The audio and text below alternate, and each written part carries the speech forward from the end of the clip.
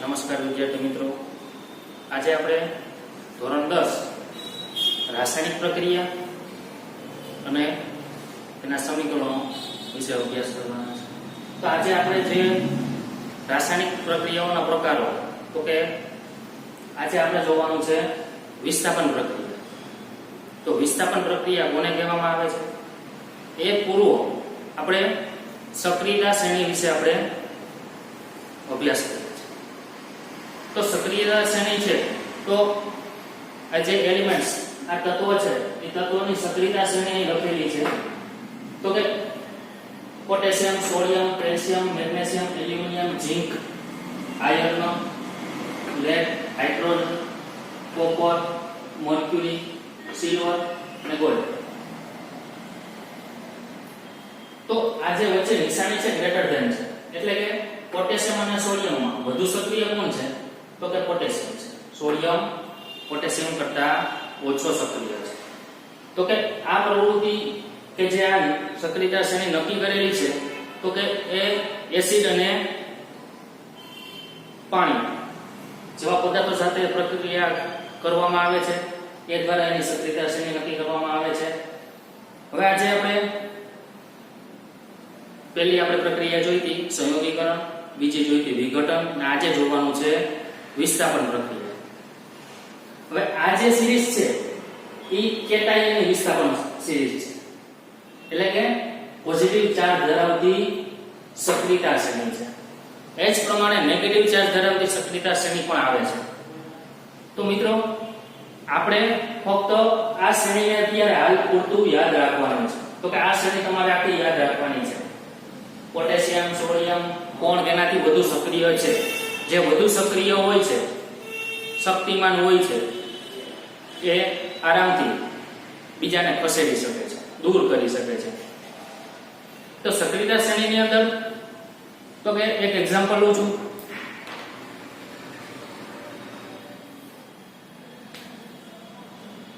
હવે આ પેન છે એ એક ક્ષારનું દ્રાવણ છે.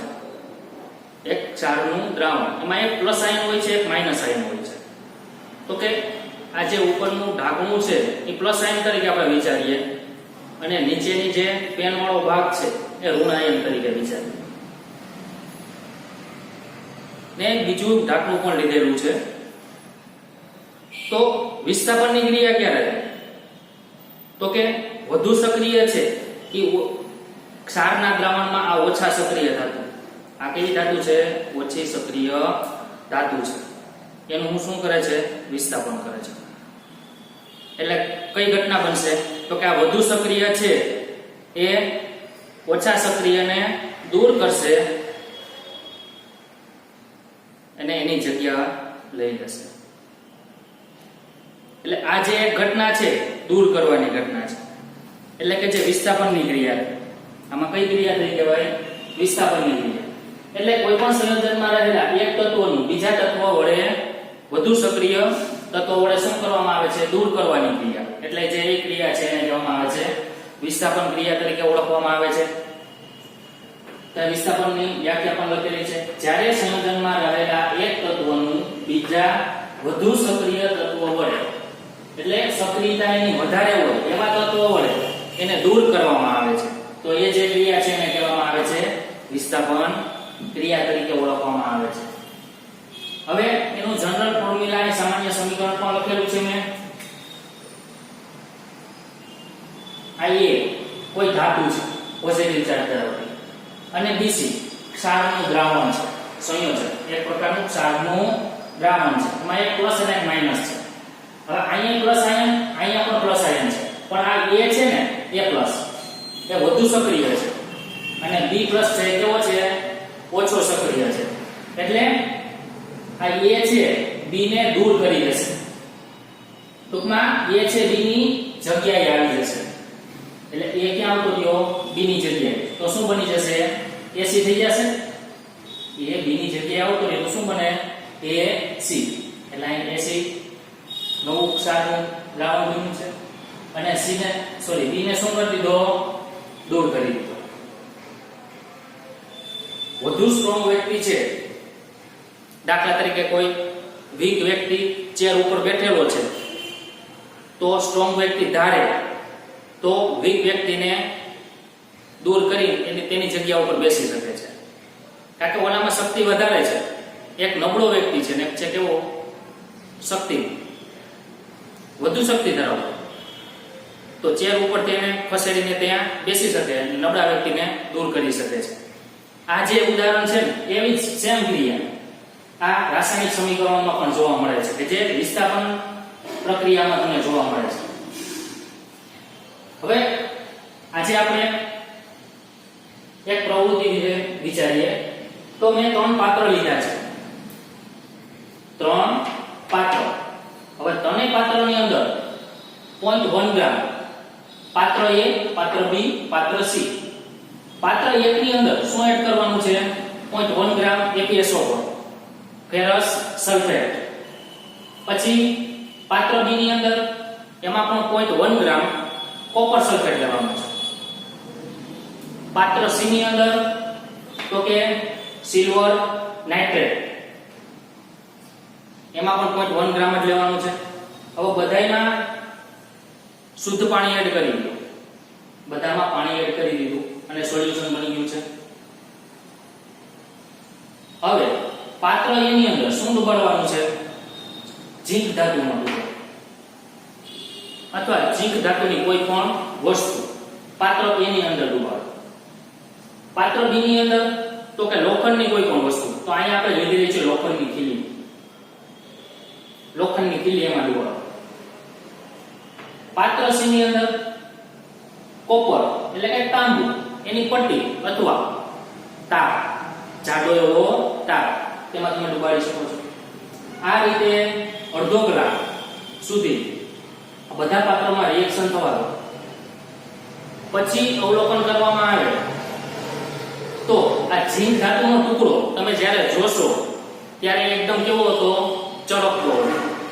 પણ જ્યારે વિસ્થાપન ક્રિયા થઈ છે એટલે ઝીંક ધાતુએ Fe નું શું કર્યું છે? વિસ્થાપન કર્યું છે. ઝીંક ધાતુએ Fe નું વિસ્થાપન કર્યું છે, એટલે કે ઝીંકે Fe ને FeSO4 માંથી દૂર કરી દીધું. તો એનું સમીકરણ મેં અહીં લખેલું છે.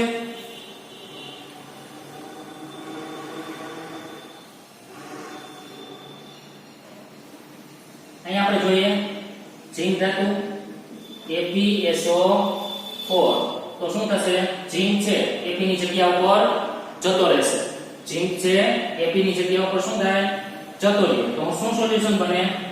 ZnSO4 Fe. એટલે આ જે પ્રક્રિયા વિસ્થાપન પ્રક્રિયા, તો કે એનું એક ઉદાહરણ આપણે લીધું. તો અવલોકન કરશો તો તમને શું જોવા મળે છે એમાં? તો કે ઝીંક ધાતુ ઉપર Fe નું પડ લાગી જશે, કથાઈ રહે. કારણ કે ઝીંક ધાતુ હતો કેવો? એકદમ ચળક. ઝીંક ધાતુ હતું કેવું? એકદમ ચળકતી ધાતુ છે, એટલે એની ઉપર ધીરે ધીરે કરતા Fe નું પડ લાગી જાય છે. હવે પછી એમાં તમે અવલોકન કરશો તો એનો જે રંગ હતો દ્રાવણનો, સૌપ્રથમ જ્યારે ઝીંક ધાતુ ડૂબાડી નથી ત્યારે એનો રંગ હતો આછો લીલો. આ રંગ કેવો હતો? આછો લીલો. જેવી ઝીંક ધાતુને આપણે ડૂબાડી છે, રિએક્શન થયું છે, વિસ્થાપનની ક્રિયા થઈ એટલે રંગ કેવો થઈ ગયો? આછા લીલામાંથી રંગવિહીન થઈ જાય છે. હવે પાત્ર B ની વાત કરીએ તો પાત્ર B માં શું રાખેલું છે? તો કે 0.1 ગ્રામ કોપર સલ્ફેટ નું દ્રાવણ બનાવેલું છે. ક્ષારયુક્ત દ્રાવણ છે, એમાં એડ કરેલી છે ખીલી, લોખંડની એડ ખીલી. તો આ લોખંડની ખીલી છે, આ જે ક્ષારનું દ્રાવણ છે CuSO4 માંથી Cu ને શું કરે છે? દૂર કરી દે છે. લોખંડ એટલે આયર્ન એટલે કે Fe છે, કોપરનું શું કરે છે? વિસ્થાપન કરે છે. તો કે એ સમીકરણ અહીંયા છે. Fe એટલે લોખંડની ખીલી, CuSO4 એટલે કે જે પાત્ર B ની અંદર રાખેલું ક્ષારનું દ્રાવણ. તો Fe છે વિસ્થાપન કરે છે. તો મિત્રો તમે અહીંયા ચેક તો કે Fe અને Cu માં વધુ સક્રિય કોણ છે? Fe અને Cu માં વધુ સક્રિય કોણ છે? તો કે Fe. તો Fe Cu નું શું કરી શકે?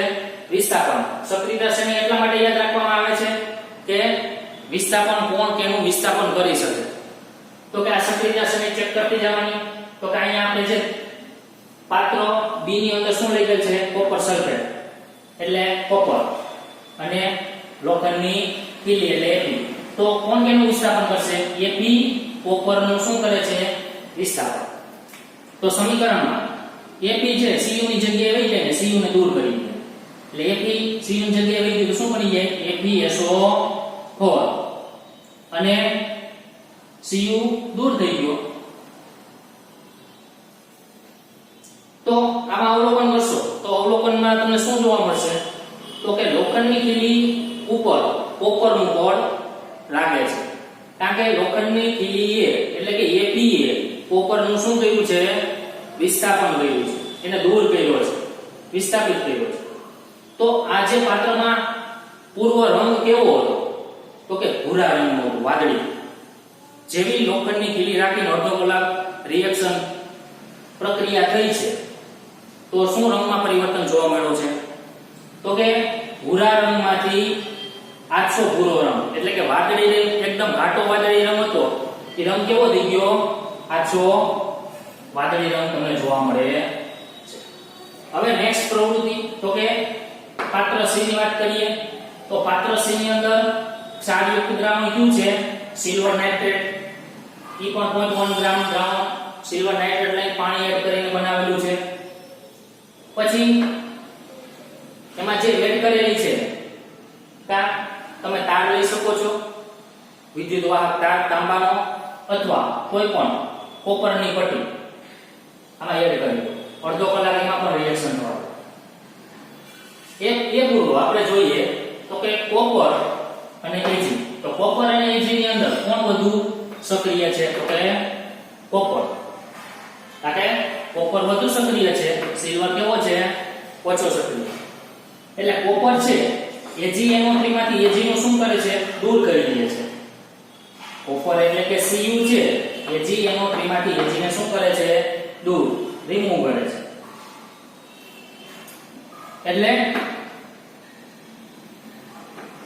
અહીંયા જે ક્ષાર બનશે CuNO3. તો આનું અવલોકન આપણે કરવામાં આવે છે તો કોપરની પટ્ટી ઉપર Ag નું પડ લાગે છે. કોપરની પટ્ટી ઉપર Ag નું પડ લાગી જાય છે. તો રંગમાં આપણે અવલોકન કરવામાં આવે તો રંગમાં શું પરિવર્તન જોવા મળે છે? તો રંગની અંદર આ જ્યારે AgNO3 નું દ્રાવણ તમે જોશો તો એકદમ રંગવિહીન હોય છે. AgNO3 નું દ્રાવણ કેવું હોય છે? પાણી કલરનું રંગવિહીન હોય છે. જ્યારે આમાં કોપરની પટ્ટી ડૂબાડી છે ત્યારબાદ અડધો કલાક પછી અથવા 20 મિનિટ પછી તમે અવલોકન કરશો તો રંગવિહીન માંથી વાદળી રંગ પ્રાપ્ત થાય છે. તો કે એમાં રિએક્શન થયેલું છે. વિસ્થાપન પ્રક્રિયાનું શું થયેલું છે? રિએક્શન થયેલું છે. તો અહીંયા મેં લખેલું પણ છે પાત્ર A ની અંદર તો કે આપણે શું લીધું હતું? ઝિંક અને બીજી ધાતુ કઈ હતી? Fe. તો Zn અને Fe માં કોણ વધુ સક્રિય છે? ઝિંક. આયર્ન કરતા કેવો છે? સક્રિય. એ પણ અહીંયા ખબર પડી જાય છે. આયર્નથી વધુ સક્રિય કોણ છે? ઝિંક. એટલે પાત્ર A, પાત્ર B, પાત્ર C તો મેં લખેલું છે. આ પ્રમાણે આખી આ સિરીઝ કમ્પ્લીટ થયેલી છે. તો કે Zn કરતા Fe કરતા વધુ સક્રિય Zn, Cu કરતા વધુ સક્રિય કોણ છે? Fe ને Ag કરતા વધુ સક્રિય કોણ છે? Cu. હવે નેક્સ્ટ કે જે આપણે NCERT ની બુક ધોરણ 10 ની એમાં પ્રવૃત્તિ છે તો કે બે ટેસ્ટ ટ્યુબ લેવાની છે. એ બે ટેસ્ટ ટ્યુબ છે એમાં કોપર સલ્ફેટ નું દ્રાવણ લેવાનું છે. તો તમે રંગ પહેલા તમે જોઈ લેશો કોપર સલ્ફેટ નો રંગ કેવો છે? ઘાટો ઘેરો વાદળી કલરનો હોય. અને ત્યારબાદ બે લોખંડની ખીલી લેવાની છે. ત્યારબાદ બે લોખંડની ખીલીઓ એકદમ ચળકતી. હવે એક પાત્રમાં એક લોખંડની ખીલીને ડૂબાડો. એક પાત્રમાં આ કસનળી 1 છે, કસનળી 2 છે. દાખલા તરીકે મેં કસનળી 2 ની અંદર લોખંડની ખીલી ડૂબાડી.